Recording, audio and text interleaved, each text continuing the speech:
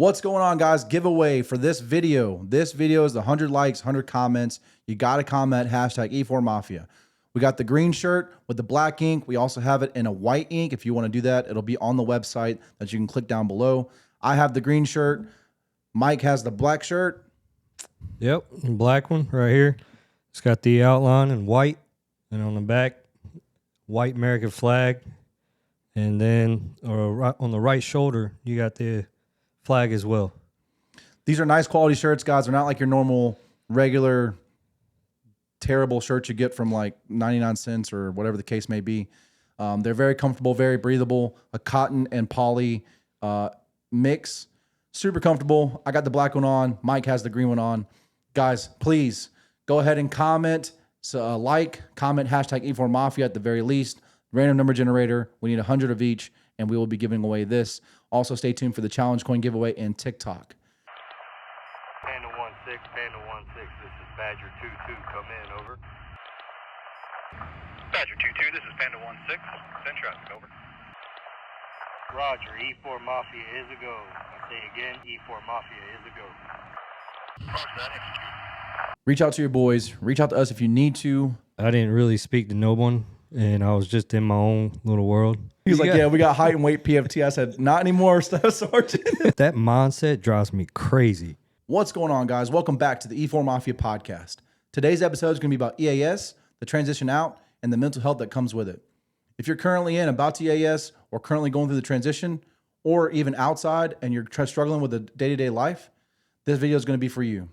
We're here to help you guys, give you guys some pointers of what we went through and what to expect if you're about to EAS. Again, guys, my name's Alan. My name's Mike. Let's get into the episode.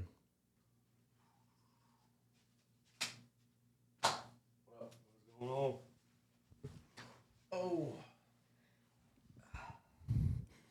I'm excited, my man. Oh, yeah. This is the EAS transition and mental health video, something I've been looking forward to talking about for a long time. Yeah. So many veterans out there that are struggling. Yeah. They're going through a lot. I mean, there are programs and systems out there to help, but, you know, sometimes they're so structured to where you as a veteran don't feel sometimes comfortable or feel like these things are going through the proper process like it needs to. Right. You know, so some of them just give up. And For then, sure. You know what I mean? And then you have some that, you know, goes through the process and gets better or, you know, gets things fixed for themselves. Yeah. But yeah. Let's kick it off by talking about what we should go through first before even getting out of the Marine Corps. So like all the paperwork and the SIF and all this other stuff that's just terrible for what you got to go through. So I remember that when I got back from leave, got back from deployment, went on leave, came back. I remember I was like, okay, we got to go and get all these things signed by like the doctors. You got to get it signed by like all these other buildings you've never even heard of or went to. Didn't even know they existed, right? Yeah. I remember running around the base for almost what it felt like a month, just trying to get a signature from somebody. Yeah. To the point to where they got so sick of seeing me, some random person would just forge a signature. Yeah. Right? And there was a couple of my buddies that would just go up there and just they would forge the person's signature just because it didn't matter. And I remember trying to return my SIF stuff. Yeah. I'm sure, did you have to run around the base to get your signatures and all that? Yeah, most definitely. I remember medical, and then I remember dental, then I remember finance, and then I think the last signature was the battalion CO or the company. I think it was battalion. Yeah. Battalion commander or something like that. A lot of the signatures were like one was a general, like a 1-star general. And I was like, I ain't never seen a 1-star general on this base. Yeah. And every time I go up there, sure enough, he wasn't there. I was like, well, how the fuck am I supposed to get this signature if he's not here? Right. It makes zero sense, right? Yeah. But yeah, it makes the process so much harder than it has to be. Yes. And it just makes zero sense. Yeah. It makes zero sense. Either somebody's on leave, they're never there, and it gets to the point where you're just forging signatures, or the person at the front desk is just forging a signature. Getting tired of seeing you for this 20th time. Returning your SIF gear. I think that's the hardest signature because you have to return everything and then you get that signature. They're always there when they're supposed to be there. However, I'm sure as well as you know, as I know that getting your SIF, like SIF is where you guys get all your gear issued, and getting all of that cleaned because it has to be issued to another Marine. Yeah. It has to be spotless. Right. So like for infantry Marines especially, Yeah. we're always in the field.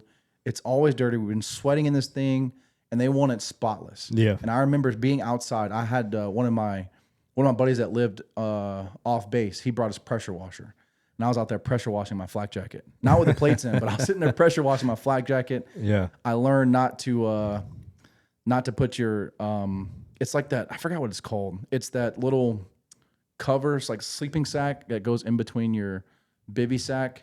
It's like the little wool, not wool, but it's like polyester on the outside and has cotton in the middle, whatever keeps you warm. Yeah. Yeah. I learned not to put that in the dryer. Okay. So I washed it, right? And you're supposed to let it air dry. Air dry. So yeah. I put it in the washer and it was all like melted. Yeah. So I had to go off base to go to like whatever pawn store, whatever, the Army surplus store. Yeah. Surplus and store. Yeah. buy the stuff that the Marines just sold and like they stole it from someone else and sold it or whatever. Yeah. And the prices are ridiculous because they know we're missing gear. They're gouging. Yeah. Yeah. And you'll most pay just definitely. about everything Yeah. to get out like, of the Marine Corps. Like $120 for like a canteen cup. Yeah, $120 for a canteen. I don't know if it's that bad. I'm just saying. But a canteen cup would be like 20, 30, $40. Right. And that little sleeping sack, it's not a baby sack. I feel like the baby sack has that little where it keeps the wetness off you, keeps the rain and stuff from inside. But that baby sack was expensive. I think it was almost like $180. Yeah, I'm pretty sure. It's nuts. Yeah. But then you finally get it all clean and you return it, and you're going to SIF, like you think it's clean, you return it, and they're like, this is dirty. And you're like, where? And there's like a little speck. Yeah. And then you look at the civilian, you just want to be like, you just want to, you know what I mean? SIF return is the worst. Yeah. It is the most complicated process to getting out. They're very rude too. They are. Yeah. They're like, just throwing stuff. And I'm like, dude, you got to get a grip. I understand your job sucks, but you said okay to this job. Like, it's not my fault you work here. Right. But that whole transition process is crazy. Yeah. I remember that you have a list they give you.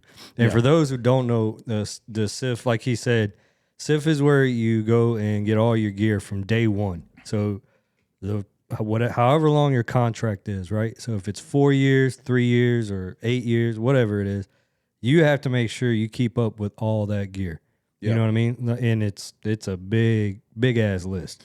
And it's huge. And so I mean, you got to think about your deployments, your workups, your training. You're going everywhere with the majority of this stuff. So if you lose it, then you have to figure out how to get, buy one, find one, or you got to tactically acquire or buy one. Your choice. Exactly, or 5-figure discount, something. I remember I paid somebody. I was missing a canteen, and I paid a boot. From his. I was like, look, I'll give you $20. Just give me the canteen. He's like, Roger. Just keep passing the problem on. Like he can buy it from his boots, and just keep it going. I was somewhat smart, man. I put some of the stuff I never used. Like I just kept it in my thing. And then when I was deployed, I just send it back home or put it somewhere else or whatever the case was. But But after you get all your signatures and then you're just waiting. The last signature is the one where you can EAS, you get your papers and all that, and you can leave. Yeah. And I remember it was crazy. So like me and Rosa were chilling. A lot of the senior dudes were getting out. Got out at different times, or it just happens to be that person was there that day. They got all their paperwork signed, and then it was like they're gone, right? No one was really checking in on us. We didn't go to PT, like we just didn't, like we were checked out. Yeah, and we didn't have any junior Marines, nothing like that. It was just us. And I remember Rosa. He was like, they should be here today. That's what the guy said. And so when Rosa went there, he was there. I said goodbye to Rosa. Pretty emotional time, man. It's like your boy. It didn't hit us whenever we were like dapping each other up, stay strong. But as he left, it was like, that's my best friend. I probably won't ever see again for a very long time, which was true. It was like 4 or 5 years before I saw Rosa again. Yeah. And for mine, I had bought a puppy. And I was keeping a puppy in the barracks. But I didn't care. I was getting out. I got my signature. And the guy was like, I was like, hey, like, I just want to see what time the guy's supposed to be here. He's like, oh, he's supposed to be here today, and you got your whole list signed? And it was like some PFC. He's like, yep. And he gave it to the guy. He signed it. The PFC was like, I was like, yeah, but I'm not supposed to leave until 2 more days. My terminal leave didn't start until 2 days from now. And then he was like, who cares? Are you getting like, here you go. And he signed it. And I was like, does this mean I can leave? He was like, yep, here's all your papers. It's like, you're good to go. I was like, so I ain't gonna wait 2 days. He's like, I won't tell if you won't. I was like, all right. At like 7:00 at night, I was packing my car, my little Scion FRS. I was packing everything I own into it, and I was driving. I was driving home. I was done. But was there anything like do you guys do like a party or anything like that before you guys all got out? No, we didn't do no party because they were doing a workup for Afghanistan. So they, again, if you've seen the previous episode, we just got back from Iraq. That was my last year. That whole time. Now I did go through some courses because I was still trying to figure out if I was going to stay in or not. And then, so in my case, as an infantry during that time, our bonuses were roughly around 80,000 for another 4 years. Yeah, as an infantryman because we're still in the GWAT era. Yeah. So, but when I figured out that the president at the time cut all military expenses and it went from 80,000 to $8,000 for another 4 years, I said, no, I'm going to get out, So, but during that time, I went through driving school so for the MRAPs and stuff like that. And then I did some of the workup, and I drove around some of the higher ups from the CO and stuff like that. Yeah, just helping out and getting ammo and stuff. Yeah. I just did, just boring jobs while they were doing all the workup in Mount Town and stuff like that. Yeah. I was there, but I didn't do the training. Yeah, there was no Yeah. But the last month or so, I think it was like a month, and because I had enough, I forgot what it was called, but I had enough either points or whatever it was to get out early. Yeah, like 2 or 3. It's called terminal. Yeah, terminal. Yeah, and then they paid me. Yeah, so I got out 2 months early. I saved enough leave time for 2 months. Yeah, so it was like a month before that or whatever when I got out. But during that time, I was staying with one of my friends from the Mortemans, and he lived off base with his wife. So they invited me a lot, when we went camping or fishing or stuff like that during that time. Yeah, because I got to know him a little more. And we did that, and then at one point I was just staying there at the house, and he would go in, for his. No, I wouldn't even, because I didn't have to get up. Yeah, nobody cared, where I was, Yeah. So I just stayed there, for the most part, and then I missed a ceremony. Like they were calling me, and they're like, "Yee, where you at?" I said, "I'm at so and so's house." They're like, well, you missed a ceremony. I was like, what is it for? And I can't remember what it was for. I was supposed to get some type of ribbon or a badge or whatever it was. I don't know. Medal, yeah. Yeah, medal. I don't remember what it was. But I said, yeah, I ain't worried about it. I said, I'm about to leave anyways, Yeah. So then I packed up, and like you did, I packed up early that next morning. I told the boys bye. My best friend I haven't seen since I've been out, because he lives all the way up in West Virginia. So, like, he was my closest. So get him on the podcast. Yeah, well, he's got a big family. I don't think he's gonna be able to leave. We can bring the podcast to him. We could. Yeah. So I say for some good advice, if you're still in and you're about to get out, you're closing your time or whatever the case was, or even if you're not about to get out, save your leave days for your terminal for your terminal leave. yeah. I don't want to drink teleshots again. I'm good there. Gunning first sergeant, whichever one it was. Again, I blacked out, so I have no idea. But yeah, your terminal leave, because it really helped me out. Yeah. You're getting paid for 2 months while you're transitioning, trying to find another job.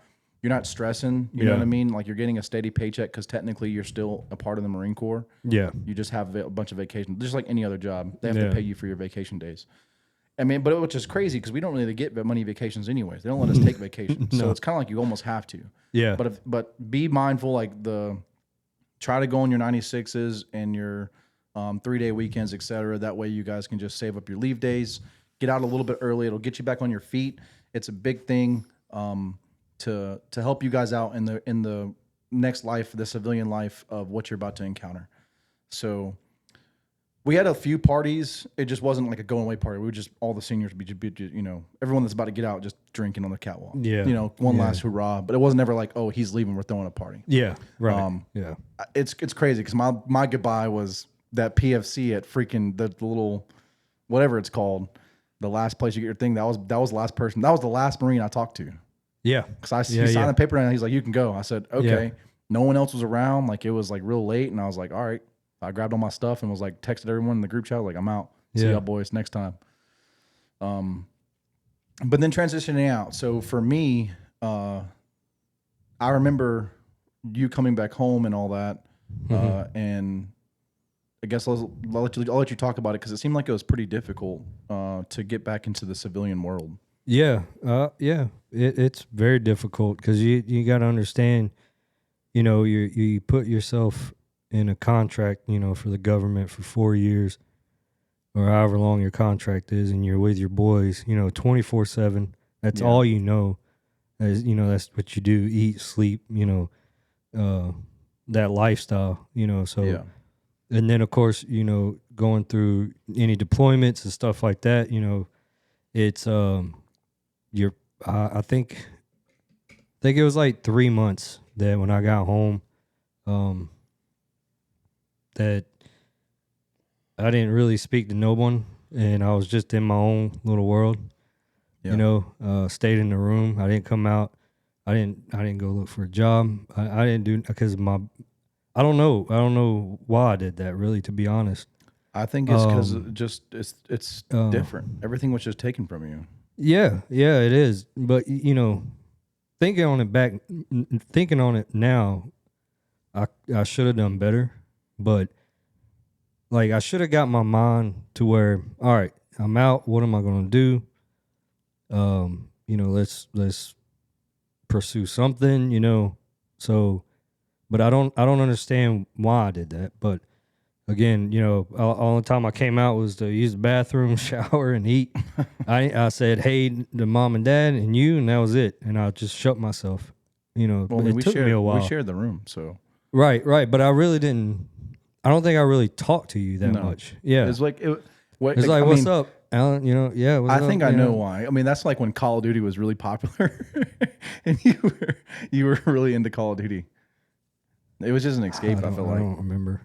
I don't remember Call of Duty. I say this, bro. It could have been worse. Think about look at all the veterans that decide to take their own life, etc. Like or they don't have that support at the home that can give them that, so they feel like they're even more alone. I know for me, when I got out, I went straight into a job that gave me back a purpose. Yeah. And that was the biggest thing. Like, the biggest wake-up call for me was I got back home, no one's looking for me.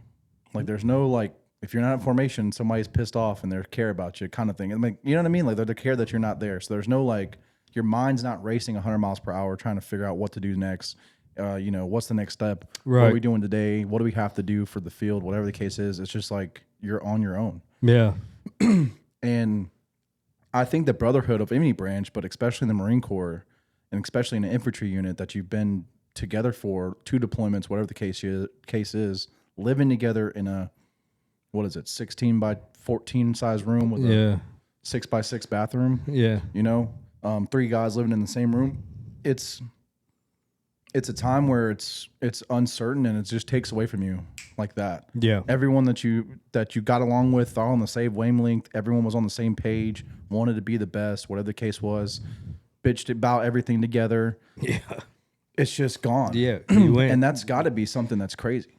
Yeah. Yeah, it is. I feel like that's almost like if you take like a drug addict's drug away from them like that in cold turkey. It's almost like that. Yeah. And then you got to, it's not as terrible, but you get the feeling of like not having a purpose is big because your purpose in the military was just so great. Yeah. Yeah, that could have been it, you know. Yeah. Because your purpose, like you said, the purpose in the Marine Corps was so great and big to where, you know, all of y'all had to come together to achieve that purpose. And then when you're out, you're out. When they say, like, literally, when you're out, they don't give 2 shits about you anymore. They don't care what you serve. They don't, because I remember they took my ID away after it expired. Because you remember you had to do the They didn't take mine. They took mine. The 4 years of Inactive reserves. yeah, inactive reserve. So I had to go up to. You went up? Yeah, to Dobbins. Dude, I had that staff sergeant gunning. Hey there, you coming? I was like, Well, nope. you gotta remember- I said, stop calling me, and I hung up. He was like, yeah, we got height and weight PFT. I said, not anymore, staff sergeant. And I hung up. Well, no, only time I went up there was for they had job fairs and stuff like that. So like Microsoft and all of them were there, and I was like, that's a great program. yeah, but I was like, I'm too dumb for that. I'm not even going to try to go sign up for Microsoft and stuff like that. I don't think they look for like your intelligence level for that. I think they look more for of your leadership. I'm sure. Because they understand that they can teach you what you need to know to do the job. Yeah. They can't really get the teachings of the Marine Corps leadership or military leadership in that short amount of time. It's just, I think that's why a lot of the veterans get such high, like you can go into a manager position or whatever, because they know you can lead, especially depending on what you did. And if it was the same field of what you did in the Marine Corps on the civilian side, like aviation or something like that, even better. Yeah. But yeah, I'm sure that's the truth behind that. But at the time, I didn't think that way. I was like, I don't know what I want to do yet. I don't even know why I'm showing up to these job fairs, but at least you showed up. Yeah, and then I remember the last time I went up there, my ID expired, and they looked at it and they said, "Yeah, you can't have this." OPSEC. Yeah, Stupid. So, sir, you're not allowed to come in. I was like, I was just here like a month ago. Yeah, well, you got to call up here at this building and get a paper pass or something like that. And if you want to get a veteran's ID, you can do that, but you're gonna need to turn around and call up to this building. I was like, okay. And then I just left. I didn't even go. I was like, I want to say, I think it's a good idea if someone sees this that has the power to change this maybe, or if it gets shared, in the process of before you get out, make it a requirement to make sure that their license have a veteran ID. yeah. Right? That way they don't, because who's going to want to go call somebody after you just got out? No one's going to want to do that. You just got out. You don't want to do that crap anymore. Yeah. And then the program's great, but if they don't let you in, not only did you never want to come back again because you just wasted your time, but you just feel like you're treated like normal, like you didn't just do what you just did and went through, you know what I'm saying? That's what I'm saying. They treat you like you were never part of the Marine Corps. That's wild, man. And Dobbins is that a long drive from here. And that's wild, bro. I could. They never took. I mean, again, I never went to my things. Yeah.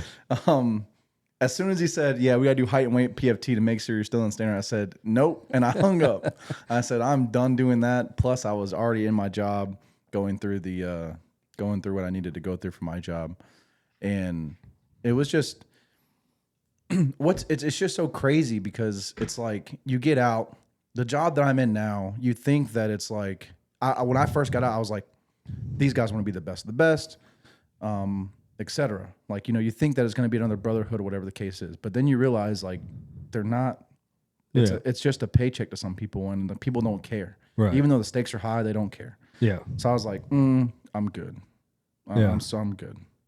I can see. I mean, I'm still doing it, but it's just like you have to find something else, and then to kind of cope with what the brotherhood or the camaraderie is. Yeah. And unfortunately, some people go to different avenues that are not as good. That are kind of got a bad stigma or are bad. Yeah. And that's not a good thing either. But I don't think you'll ever find that feeling again.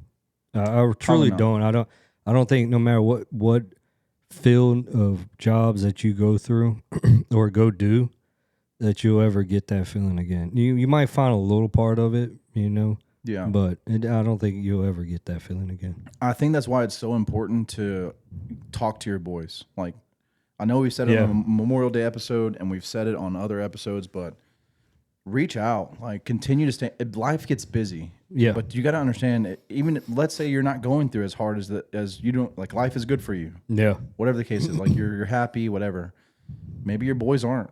And if that was actually your boy, you need to pick up the phone and call him or FaceTime him or whatever the case may be. Go visit him.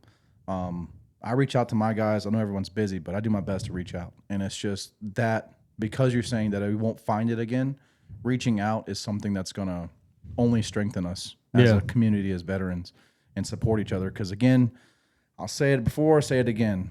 No one cares that you served. No one cares that, you know, you're Marine, your Army, your Air Force, whatever the case is. Like, that chapter of your life is over, and people aren't really going to care. In the grand scheme of things, like, their life is going to continue going on. Like, if you're not here tomorrow, they really won't care. Yeah. But for the boys and for the group, if you're not here tomorrow, it's going to affect us heavily. So why would you not, you know, reach out? Right. It's super hard. Yeah. It's super hard. But you got to come with you got to be okay with the fact that you're not going to fit in. Right. I remember getting so mad at like waitresses and waiters. I don't even know why. Maybe it was because I was. It's like because my expectations, like the Marine Corps, made it so high. The standard was set so high. Yeah. But then I had to come to realize, like, they're not Marines. Right. This is a restaurant job. Yeah. You know what I mean? Like, I used to get so mad. Like, how hard is it to refill water? How hard is it to, you know, not make sure our food's cold, or whatever? And then I started thinking back. I was like, dude, what am I complaining about? There's so many people that don't even have a restaurant. They could just have whatever they caught for the day, or maybe they didn't catch anything. So who am I to complain? Yeah. That's so stupid of me. And I got out of that mentality really quick, but like stuff that mattered, still have high standards till this day. Like, if it matters, it needs to be up high. Yeah. If it's not, and it's like the job that requires it, like whatever the case may be, police officers, fire department, it's federal jobs, whatever the case is, and those standards got to be high. Yes. And if they're not, like, in my opinion, if you're not trying to achieve a higher standard, then you're just in the way. Right. There's that quote where it's, if 100 people go to war, it's like 10 of them shouldn't even be there. Yeah, the other 80 are just targets. The other 9 are actual, like, doing most of the work, and then there's one warrior. Yeah. And it's kind of like that. That's a pretty quote. That's from what's his name? I heard David Goggins type. Yeah. Stay hard. That's who I was. Don't carry the boats. Yeah. I don't know. He takes some things a little too far, but hey, he's got it. Hey, he's got it. He's the man. When it comes to mental strength, he's the man. Yeah. What is something that you wish that you knew when you got out? Like, what do you wish that someone would have told you? So, like, I've also noticed that the Marine Corps is getting better. When you was talking about like the concept of going ahead and giving the, you know, the military veterans their IDs and stuff. But I also noticed, like, when you were in, they focused on like your credit score and stuff. You know what I mean? Kinda. Yeah, kinda. Like, when I was in, they didn't. Nobody mentioned about credit score. It didn't matter. Like, those Marines in there who are living less than, you know, paycheck to paycheck. You know, because we're out here buying brand new vehicles, and you know, nobody helped us, like, you know, before we got out to sustain. You know, like, okay, now you're getting out, you're going into the civilian world. You know, and you want to have good credit, stuff like that. And nobody talked to us, you know. Well, because you ain't got to worry about that in the Marine Corps, you know? Right. Unless you're like married and getting a job or getting a house, but you don't have to really worry about that. But I think they're getting a little bit better with, you know, trying to transition you out and help you to at least have a sustainable like a sustainable transition, you know, when you're getting out. You know what I mean? Like, did you go through the class? Yes. The EAS class where they teach you how to, like, interview and write a resume and all that? I think that was kind of somewhat dumbed down, but what they focused on for us as well was to make sure all of our medical records were documented. Yeah. For, like, you know, your VA stuff and all that. Yeah, see, they didn't. Because, again, you know the infantry culture. Yeah. You're not going to medical. Yeah. But when no one's looking after you, you can go to medical all you want. Yeah. And complain about whatever you want to complain about. Everything that is hurting or was hurting. And then there was an actual place where you get your signature. It's like a VA spot on base. Mm-hmm. You got to go there too. And for me, they were like, said the same thing those guys said in the class. And they were explaining everything to me. And I was like, yeah, like that makes sense. Yeah. But I was like, I'm not really worthy of that kind of compensation. Like, I didn't do much of anything. Like, this is kind of stupid. But then you don't realize how much play all the training does have in you and everything that you go through. But and then it getting explained to me later on. But yeah, that class was something that brought up. But I guess they might be doing something more, hopefully. Yeah, I'm sure they are working into stuff like that. Because I mean, again, we're not in technically, you know, a global war or anything like that. You know, I mean, we have people still at bases. You know, Yo, Trump dropped them bombs, my boy. He said, "Don't mess around with us." But yeah. So, you know, during that time, I didn't think about none of that stuff. You know, Yeah. You know, I was just they're like sign this, wait here, and I remember waiting in dental forever. It was driving me crazy. Oh gosh. You know, and I don't even know why we need a sign off from dental. Like you care how my teeth look before I left. You know. Well, yeah. I mean that we did the same thing. We had to do it before deployment. Yeah. And then we had to do it before we got out. And the way it was explained to me is that like you got to do your hearing thing again. Yeah. All the medical stuff you did to get in, you have to do again when you get out. Because they told me that if your hearing's bad and it's messed up, you can't get out until they fix it. Unless you just want to get out, like you'll have to like sign paper saying that I forfeit my whatever for the medical aid. But like if you have wisdom teeth that are bugging you and you got out, they wouldn't let you out until they take the wisdom teeth out. Or if your hearing was messed up, they wouldn't get out until they fixed your hearing, like with a hearing aid or something like that. That was a purpose of going through all that medical stuff prior to getting out. There's a purpose for compensation? It's purpose for the Marine Corps to watch. It's their liability. Right. Right. So like, you don't go in and sue them or however that works. Right. I don't know how that works. That's what I'm saying, yeah. Yeah, it's for like... to get compensated if something happened. Yeah, for them. Yeah. Not for you. Right. It's more taking, the government's back besides yours. Right. Yeah. Which I guess is I guess it comes down from different from Marine Corps. It might be some kind of rules and regulations that were put into... I'm sure it still falls along with that. But, I mean, some of the things that I wish that I was told, and again, I had a way easier time to getting out because I saw, and I had you. Mm-hmm. When you got out, you didn't have that, right? Yeah. And so, again, I appreciate it. Thank you. I just wish someone, told me that, hey, you're gonna have to be okay with not fitting in at first. It's not gonna be like, again, everything that you learned and loved have been taken away from you at the snap of a finger. Yeah. As soon as you leave that base, it's done. Yeah. Guys are spread out through all of the United States. And it's like, not everyone's going to think the same. Not everyone's going to have the same high standards. Like, they're not going to understand what you're talking about or whatever your dark humor. You can't go around and start joking around a lot. Like, they'll think that you're crazy. Yeah. And that's a hard reality to set in when it's actually in your face. Like, we talk about it and you're like, oh, yeah, I know. Wait till it happens. Like, when it happens in front of you and you're like, people are giving you weird looks because you're made a crazy joke inappropriately or you're like, I can't believe this guy done that. Like, that's so stupid. And they're like, he's just a human. And you're like, oh, well, I'm just joking. I'm just joking, whatever. Yeah. And it's you just until that time comes, it's kind of hard. But that's something I wish that I knew. I mean, anything else that maybe that sticks out in your mind like immediately? Well, I think I could have.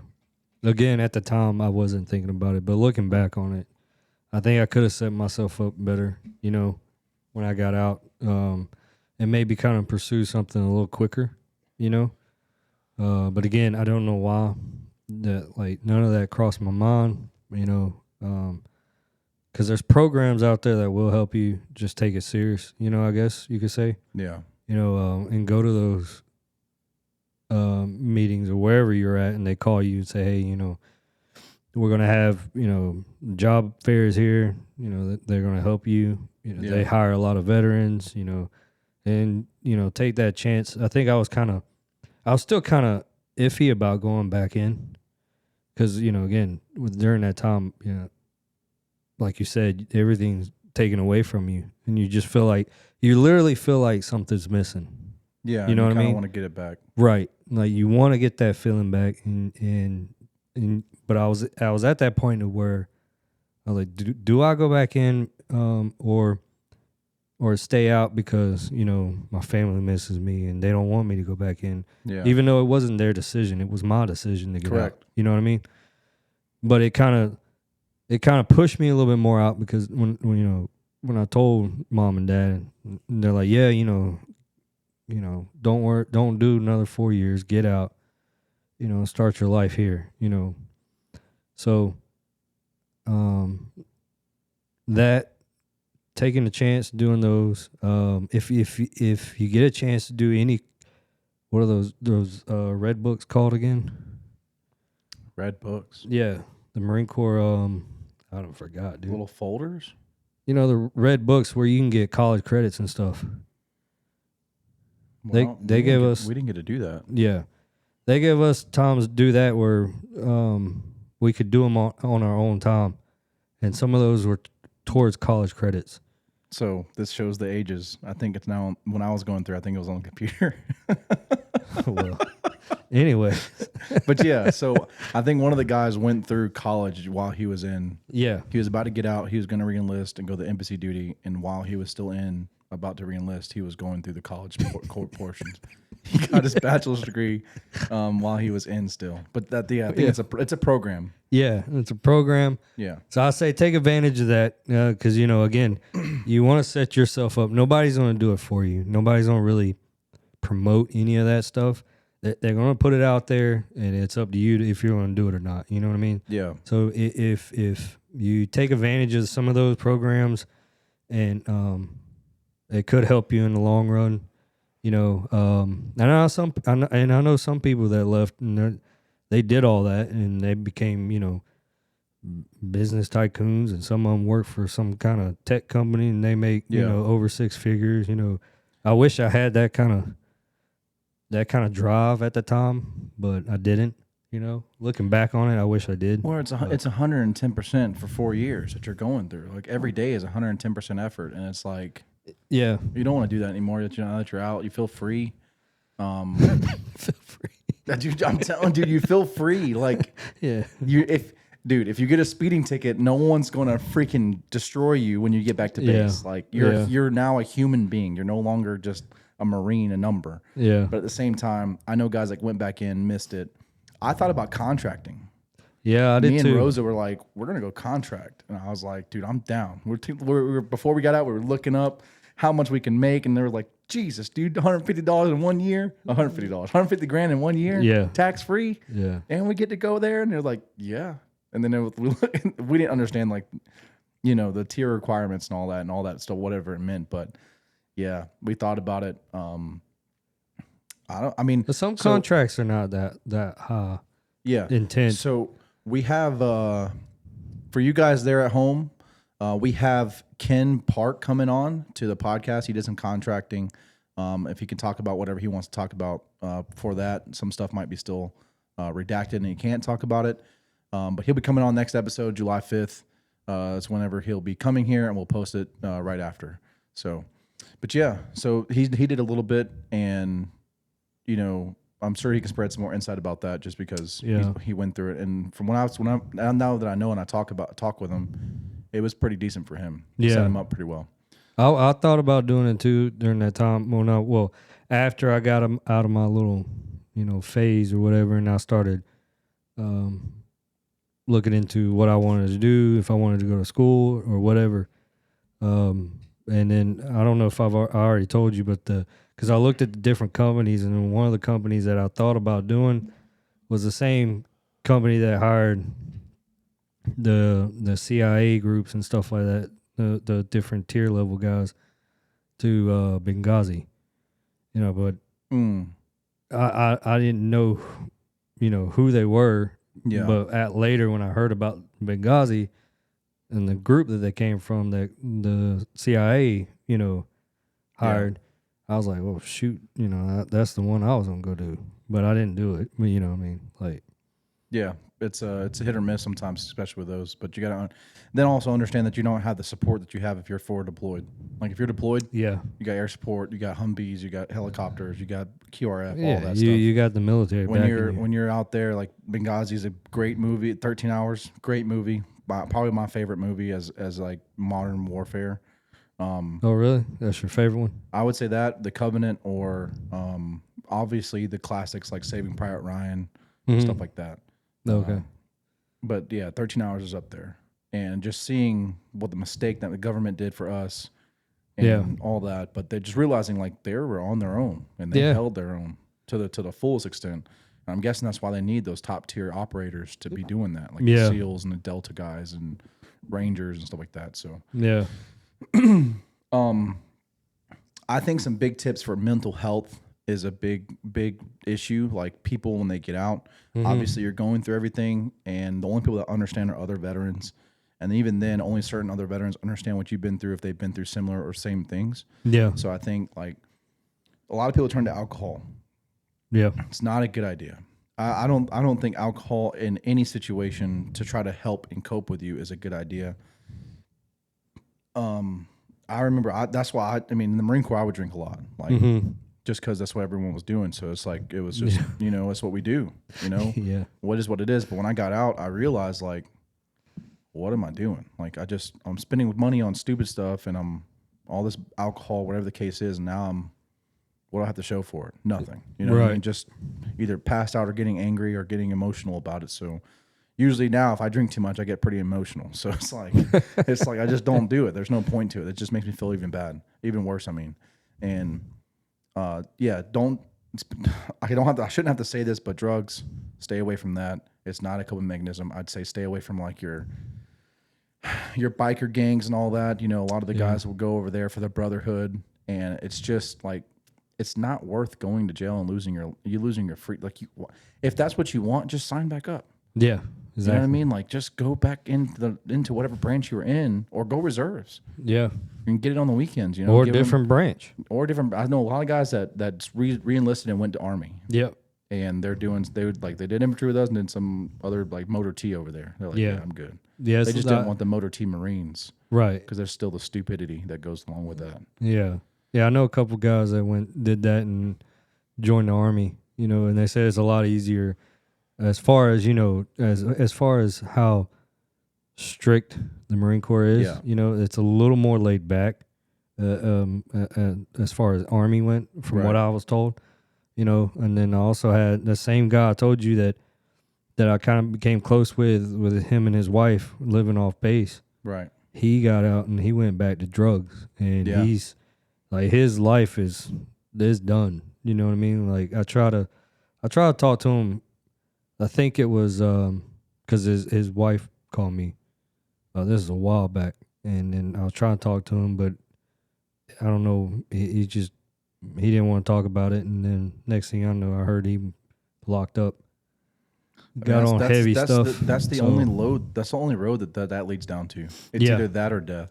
Yeah. Like eventually, it's not if, it's when you get caught. Right. If you continue going down that path. Yeah. And if you need help, like reach out. Hell, reach out to us. Yeah. But I can't give you a bunch of money to go to, whatever facility they got, but I'm welcome to sit here and talk to you. Yeah. But another thing I would say, it's a two-way street. If we're reaching out, you have to be willing to reach out back to us. You know what I mean? Does that make sense? Like, you have to be willing to make that change if we're trying to help you. For sure. Yeah, you know what I mean? Yeah, you have to be willing to put that effort Don't shut us off. Yeah. Because I've talked to plenty of people and reached out, and they say, yeah, I'm fine. And they won't say nothing else. And I'll try to get a conversation going, or, either through, back then it was MySpace. MOL and MySpace. Yeah. So, like, for those out there who are wanting to change, you know what I mean? Give us that chance to help you. For sure. We can extend our hand. You have to be willing to actually take it and stand up. Like I can meet you. This is us reaching out to anybody. Yeah. Even if the people we don't know. Our personal lives, we reach out to our boys, I'm sure, as much as you do, as I do. And that's just the biggest thing, man, is like having core valued friends. Yeah. Because the friends out here, if they're not like in some sort of like, veteran or whatever the case is, it's just not the same. No, it's not. No, it's definitely not the same. Because you don't go through the same things, no, out here. And so there's a different connection, You know, you could say out here in the civilian world, if you do have a good friend, you know, or a best friend, you know, and you might find that one, that one person that is kind of like that, you know what I mean? And then will do anything for you. Yeah. The rest of them are just your friends, your associates, you know what I mean? And so you're not going to get that connection like you did while you were in the military or the Corps. So, it's just tough. For sure. You know. I think that if you're trying to find the brotherhood and it's not working out, obviously the option of no longer living is not an option. Okay, please don't do that. That's not a good option. Again, we're here. I'm tired of seeing veterans thinking that's the only option. And if they, you know, in the reality, the world sucks, but it is what it is. Like, just like anywhere else, especially if you've been in the military, embrace the suck. That's all it's going to be. My biggest advice is once you get out, find something you're passionate about. Get a either it's a hobby or pursue something you've always wanted. Think back to when before you got in the Marine Corps. What did you want to do in life? Like, the Marine Corps set you up to where you had to, for me, I'm sure it's for you, you had to grow up quick. I mean, 19, 18 years old, 20 years old, getting out at 21, getting out at 22, whatever the case may be, just legal enough to drink now. And now you're like, you have more in common with someone that's like 38 when you get out as like a 19-year-old kid than you do some of your friends. I remember seeing my friends on Facebook, Instagram, either they're going to college or whatever, partying or whatever. I got out and I'm like, I got my own spot. Like I'm renting a house, renting an apartment. They're still living with mom and dad. Yeah. Like they had 4 years to do what they had to do, and they don't even have the job that they wanted out of college. And it's like, I have free college if I wanted to go. Yeah. Right. And it's, you know, if I wanted to do it, now I know for a fact I can show up on time, I can pay attention, I can put my mind to it, and I can get this degree if that's what the route you want to go. Right. It's not the route that I took, because I know school's not for me. Maybe one day I'll go do school just to do it. But for now, it's not an option. But the biggest thing is to find something you're passionate about, find a hobby, whatever dream that you had, chase it. I mean, hell, 28.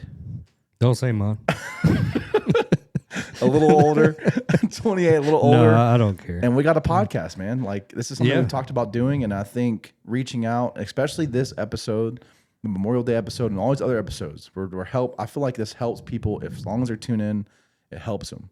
And I think it helps us a little bit too. Like, just to even talk about this stuff. I mean, we get to spend time together with brothers. You know? We make it a point to come do this every weekend. And even though we have busy lives. It's a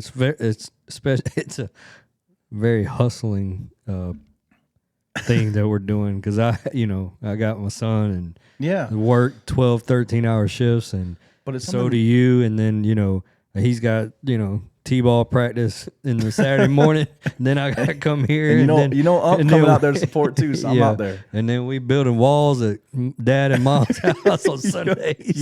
You know what I'm saying? Like, we're busy. Yo, dad finessed us, bro.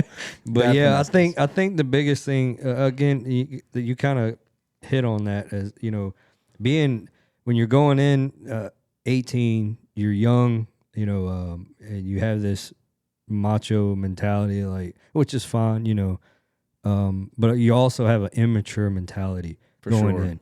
And the Marine Corps, from my point of view, from my opinion, and the experience that I had, the Marine Corps changes you so quickly within, I feel like a month or so.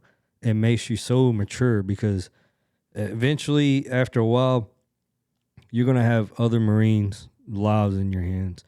You're handling multi-million-dollar equipment at 18 years old. Yeah. On top of having those other Marines' lives in your hands. Yeah. Doing different, missions and training exercises, teaching, training, coaching, all that. Yeah, mentoring, and then trying to learn how to be a good leader, throughout that time, and then when you get out, you're so mature. You're so more mature, if I'm saying that right, than your friends that you went to high school with who didn't, do that. Then you look at them, you're like, y'all are fucking retarded. Like, seriously. Yeah. Like, Yeah. and it's not their fault. You know what I mean? Right. That's just the way we were, you know. Well, I mean, I guess they're normal. Like, you know what I mean? Yeah. They're just Right. normal people. Yeah. Yeah. It's yeah. not- They're not- just normal We're people. just crazy, maybe. I don't know. Yeah. I don't know. Yeah, I think that the you got to understand too that when you're in the Marine Corps, they don't care if you're having a bad day. Like it's just suck it up. Like if you're I'm sick. There is no I'm not coming into work. No. Like you don't have. That's why I think you got to grow up so quick because it's like they're not going to coddle to your every need. No. You know, there is some sympathy somewhere, but it's most of the time it's like you're an adult now and you're a Marine at that. Yeah. Get over it. We got a mission to do. And that's why I think you grow up so quick. Yeah. Because you got, when you're back at home, the college professors, your boss isn't going to be like, they can't treat you like that. Like, or else they'll get probably in trouble. Probably, yeah. So it's like, if you're having a bad day, you're having a sick day, the worst thing you can do is get fired and then you go do another job. Or, you skip that class on accident, whatever the case may be. It's not really going to hurt you in the long run. Like it would in the Marine Corps. The Marine Corps just doesn't allow that. It's just, if you're having a bad day, you're not feeling well, okay, you might get a little bit of time, maybe, but then you're just like, it's just embrace it. Embrace the suck. You got to keep pushing through. Yeah. Because then what are you going to do when you're deployed? Right. You can't stick out in deployment. You know what I'm saying? Doc comes by with some Tylenol or Advil and says, here you go. Change your socks. Yeah. Yeah, you'll change be your all right. socks. You'll be I got okay. a fever, Doc. Change your socks. You'll be all right. Doc, my arm's broken. Change your socks. It'll be fine. Yeah. But yeah, I think that's the biggest thing, man. They just don't coddle you. Yeah, Your and parents they will do it. shouldn't. Your mom will do it. And they, it's just they like, shouldn't coddle you, especially in our profession when we were in. yeah, they It's should a definitely different not. profession, because again, it's a serious profession. You got other Marines' lives in your hands, including yours, and then the basis of whatever mission it may be or whatever you need to do. That's your main priority, right? Yeah. So it doesn't matter if you're sick or you got a fever or, for example, if you fall off a 2-story building and they're like, no, you got to walk Gotta walk 6 miles back. 6 miles Yeah. back, suck it up. And I'm like, all right, I didn't sit there and cry about it and say, well, I'm not coming back. It's either you stay out there or you come back. Yeah. It's So, your choice. Okay, I'm coming back, I'll just limp my ass back. So, yeah, it's that mentality of which I think it's great, and it surprises me to some people, again, with the whole situation going on right now, or in the past couple weeks, you have these, which I think, me personally, I think social media shouldn't be allowed in the military or either in uniform. That's just me personally, because you get these people in there. I saw one where they're so surprised that if they're going to war, if we go to war, that they have to go to war. I'm like, well, what the fuck you think the Marine military is? Yeah. You know what I mean? Like, it'd be like a firefighter. Like, oh, I got to go in the burning building. Well, yeah, Yeah. You're a firefighter. Yeah. You know what I mean? Like that mindset drives me crazy. Well, because they join for the wrong reasons. Yeah, I guess. They join, I guess. those kind of people just joined for free college and they didn't want to do anything else and they found the avenue. In my opinion, that I'm with you, bro. I hate those mentalities because it's like, if you're going to sign your name to something, I would do the research on what it's about to be. What's the worst case scenario could happen and what's the best case? Right. And anything in between is good. Right. Like, remember Yeah. what's in between. But you need the worst case and you need the best case. Yeah. And then you figure out what's in the middle of those two, and that's what it's going to be like. Yeah. But expect the worst or prepare for the worst and, Yeah. hopefully hope for the Which, best. again, I don't mind you taking advantage of what the military has to offer. Not at all. Because right now we're at peacetime anyway. So if you want to go in there to try to get free college, great.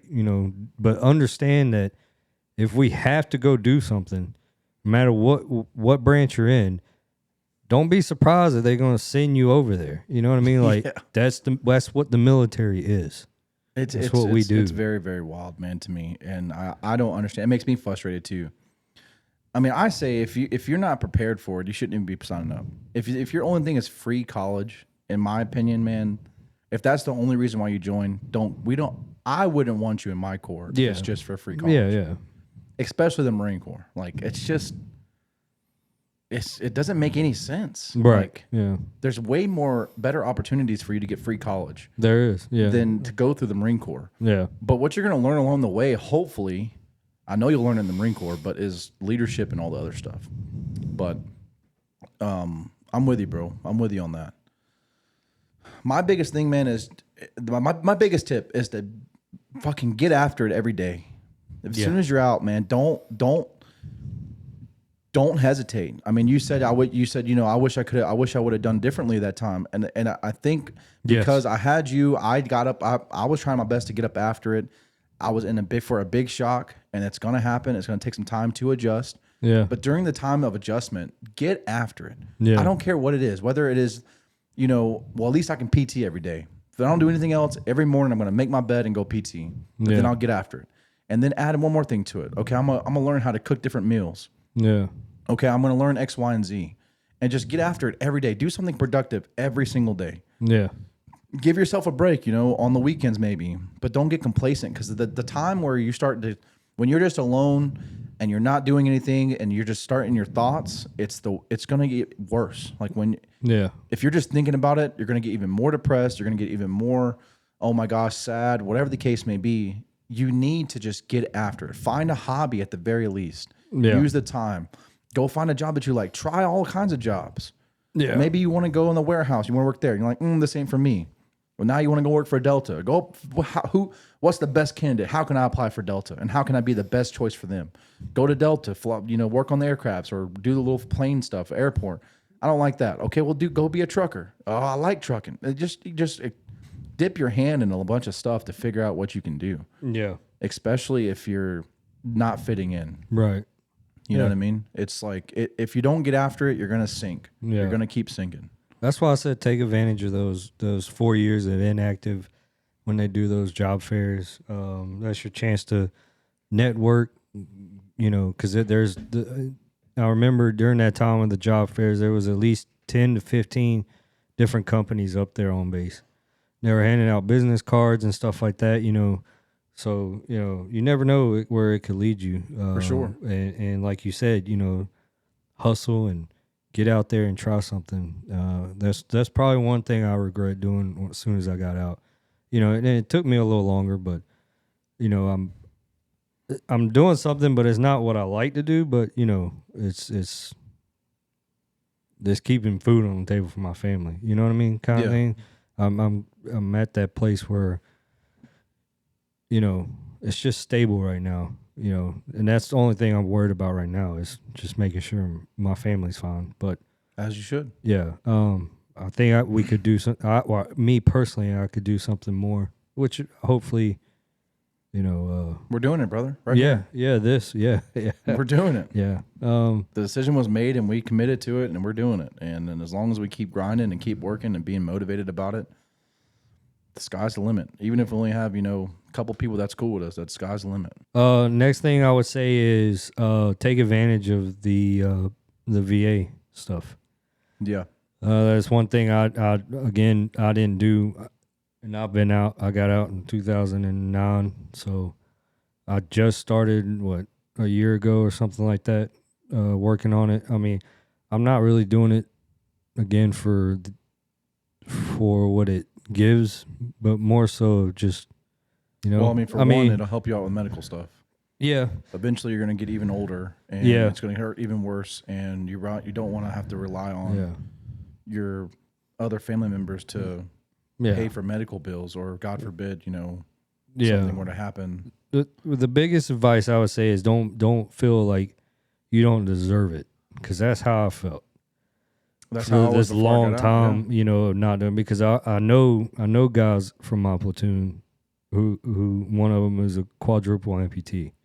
I know who, that he really struggled, for a while, and then suicidal thoughts and stuff like that, and I'm like, he deserves this, this, compensation or whatever it is that you want to call it, more than I do. Right. You know what I mean? Like, I know other guys who are double amputees, you know, and I know guys who, you know, has it worse than I do, and I came out fine. I think they deserve it, so I'm not going to go do it. So that's probably one advice I would say is take advantage of, you know, it's for everybody.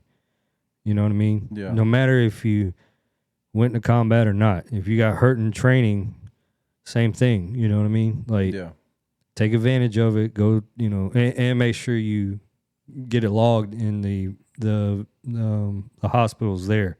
Because I didn't do none of mine because I didn't think about none of that. Yeah. And I didn't think it was going to affect me. I didn't think I needed to do it or affect me when I got out. So, well, again, the culture of the infantry, Marine Corps, any infantry, period, you're not going to medical. Yeah. No, I'm sure I've talked to Army guys the same way. They're like, nope, you're not going to medical. Like, you don't need to go to medical. Yeah. We're running 3 miles. Let's go. Yeah. And that was it. Like, you didn't have an option. Like, it's not like it's your normal work where you can just go to the doctor when you need to. It's like, I need to go to the doctor. No, you don't. Do you really? Yeah. I don't think so. Let's go run. Yeah. But the way it was explained to me by someone, he's a gunny and he's retired and he has, you know, got his VA stuff intact. He was saying that every budget, so every service member when they get out, the government budgets 100% automatically into the budget for that. They're supposed to. Yeah. Right. So whether you use it or not, if you don't do it, the government's going to use it for something else. Right. You know what I'm saying? It's just going to hurt you on the long run. You're not taking from anybody. As soon as you get out, it's there. That person's budget. There's like a number. We got, 200 people getting out of the service this time. That could be eligible for VA disability or could be done in X, Y, and Z. Okay. Well, we need to boost this on this kind of medication. This fund is going to the medication. This fund put 100% disability funding that you might get paid or not get paid. It goes into the budget. And if you don't use it, and they're like, oh, well, they didn't use it this year. They're going to take that away. And then when you finally do come around, it's going to be even harder. Yeah. Yeah. There's companies out there that'll help you, get what you deserve and help you out. The biggest thing is the medical. I know the VA is trying to turn around and do a little bit better. I think when, the VA used to suck for a while, kind of still does suck from time to time, but it is what it is. Once you get able to go get some medical treatment for your stuff, I have terrible back pain some days, and I have medication for that. And if there's those kind of days where it's hard to get out of bed, I have the medication there and it helps a lot. Like I feel pretty good, decent about it. My back doesn't hurt as much. My knees are giving out from everything, and then falling down that mountain really screwed up, my body and just the hikes, just in general, everything. So most definitely, I say do that. It's not too late. I mean, again, 2010. You just started a year and a half ago, maybe trying to do it. 2009, yeah. So started a year and a half ago. It's not too late, It's not too late. But got anything else that you want to talk about for the mental health? Any other advice? Couple probably. Keep up with your boys. No matter who it is, from your peers, your seniors to your juniors. Keep up with them. Speaking of that, I just had one of my boots hit me up on Facebook like a couple months ago. I didn't recognize him at first, when his name popped up and he wanted a friend request, but then I remember, because I've had to kind of backtrack. I remember one time I noticed that I think we were in Kuwait or Qatar or one of them. But anyways, I could tell that he was different that day. And I pulled him to the side. I was like, what's going on, man? You don't seem like yourself. And then he was telling me, about his girlfriend and all that back at home and all this stuff. And so I pulled him even further away from everybody. And I told them to, I forgot what I told them, but I just pulled him aside and we had a long talk, So stuff like that kind of stays with them, being that person that they can fall back on to talk to you or whatever to get off their chest, So keep up with everybody, get their names, numbers, social media accounts nowadays. You know, again, back then we didn't have that many. We just had MySpace. But anyways, that again, like you said before, get that drive in you, that hustle in you to prepare yourself when you do get out, because it's a transition that's going to hit you so hard, and you're not really ready for it. No matter what we say, you're not going to be ready for it until it hits you, in my opinion. But, you know, set yourself up for success and not to fail. But yeah. Yeah, 100%. Stay motivated. You're, like he said, it's going to hit you hard, and it's going to hit you quick. And you got to be able to stay motivated and keep the grind, keep pushing like you did every day in the Marine Corps. It's not different. If you keep that same mentality, just keep it pushing. It's going to be more difficult because you ain't got your homeboys to embrace the suck with, but keep pushing, be motivated. Don't turn to alcohol. Don't turn to drugs.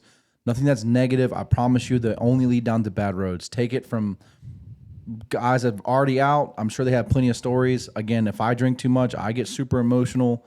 I hate that. And I know a bunch of dudes that did turn to alcohol, and it's not good.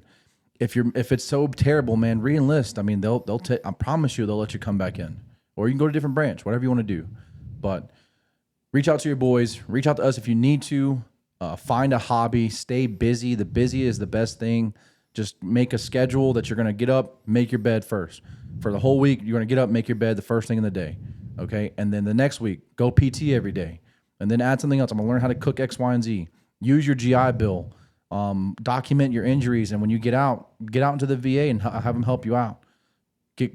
I would go to like some of there's events for veterans. Do that. Yeah. There's a lot of people that you can connect with that are going through similar struggles. Do that. Don't think that you're alone in this, because you're not. If you're getting out and you think you're the worst, I promise you, someone that's been in the think about World War I, World War II, Vietnam War, the Iraq-Afghanistan War, just, you know, whatever the case may be, someone has a similar and feeling and experience that you had. So keep pushing. Don't lose motivation. We love you. We appreciate you guys. Thank you guys for everyone that have served. Thank you guys for you guys that are out and continue to push and helping other veterans. We want to help other veterans too. My plan later on is to get something going for the veterans. Yeah. And we're nearing another month almost another month onto the Marine Corps birthday, which is going to be a special episode as well. Yeah. Guys, don't forget, follow us on TikTok, follow us on Instagram, follow us on YouTube. All the links are down in the description below. We also have our merch out. Again, we said at the beginning of the episode, we got our shirts. If you would like a shirt, if you'd like a hat, the hats are coming. The challenge coins are coming. We have stickers and hats, black and green shirts with our E4 Mafia logo on the front, flag in the back, on the shoulder. Please tune in. You can click the link down below for the website to go and purchase these. They come in different colors, different sizes, all the way up to 4X, I believe, all the way down to small. And just right now, it's just black and green. We're gonna have more colorways on the way. We also got hats, long sleeve shirts, hoodies, and all that. Right now, it's just too hot. But once the winter time comes, we'll have the hoodies on there. We're also gonna have a special edition logo shirt come out as well. It's gonna be for a limited time, so stay tuned for that. Thank you guys so much for tuning in. This is the E4 Mafia Podcast. Next episode, guys, is going to be, well, we have some good guests coming on next week. Next episode's gonna be an MRE video. Okay. And we're gonna be doing that. And then after that will be the Ken Park. We'll have a bunch of stuff on him. We'll talk about him the next video of what that's going to entail. And then we have another guest, another gunnery sergeant that is retired, that's going to come on the show as well and talk about his experiences and his life and what to expect, et cetera, give you guys some advice and whatnot. If you're still in, keep it pushing. We're good to be motivated. That takes it for this episode. So we appreciate you guys watching. Appreciate you guys listening. I'm Alan. I'm Mike. Till next time.